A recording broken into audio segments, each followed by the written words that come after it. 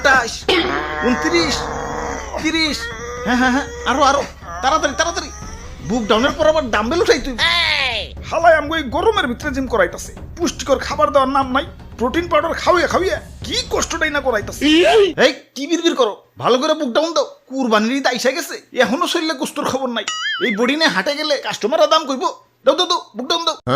ওই গোস্ত পাইবা কই? হারা বছর খাওয়াইছো তো খালি শুকনা খের খাইয়া পাইছা, সেটাই তো বেশি। ঘাসের খবর নাই, ভুসির খবর নাই। ঠিক কইছেন ভাই, শুকনা খের খাইয়া আমার তো কষা হইয়া গেছে। আমারে কি তোমরা বলদ খামারি পাইছো যে সারা বছর ঘাস ভুসি খাওয়ায় খাওয়ায় নিজের পকেট ফাঁকা করবো, আবার বিক্রি করবার যেও কুইতা লাভ করবো? আমি না মানব সেবা না গরু সেবা করতে আহি নাই, লাভ করতে আইছি। না বেশি সময় নাই, এই যে নাও সারা বছর ঘাস ভুসির পাওয়ার একবারে নেও।